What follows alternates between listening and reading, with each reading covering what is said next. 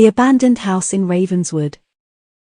It was a dark and stormy night, the kind of night where the wind howled and the rain beat against the windows like an angry drum.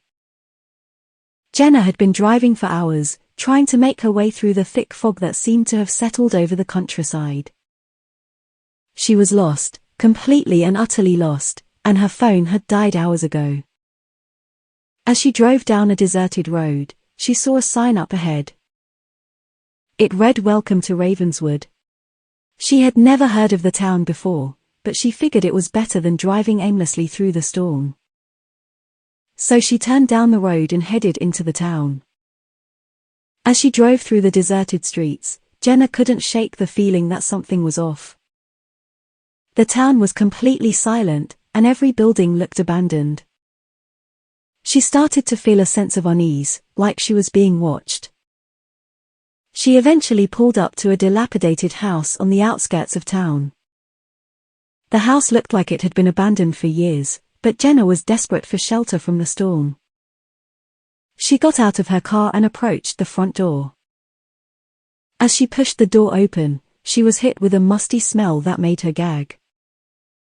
The inside of the house was dark and cluttered, with cobwebs covering the furniture. But Jenna was too tired to care about the state of the house. She just needed somewhere to sleep. She made her way up to the second floor, where she found a bedroom with a single bed. She collapsed onto the bed and fell asleep almost instantly. But in the middle of the night, Jenna was awoken by a strange noise. It sounded like footsteps, coming from the hallway outside her door. She sat up and strained her ears, listening as the footsteps grew closer and closer.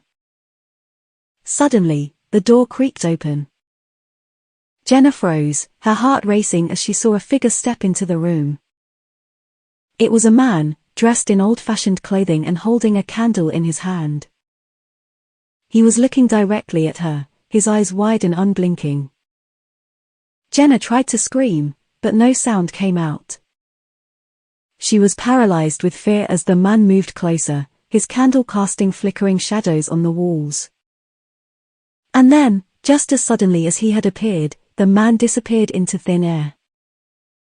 Jenna sat up in bed, panting and sweating, wondering if it had all been a dream.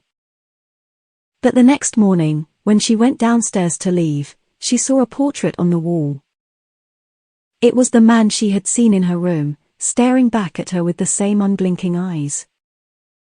And written beneath the portrait was the name, Thomas Ravenswood, founder of Ravenswood, died in this house in 1873.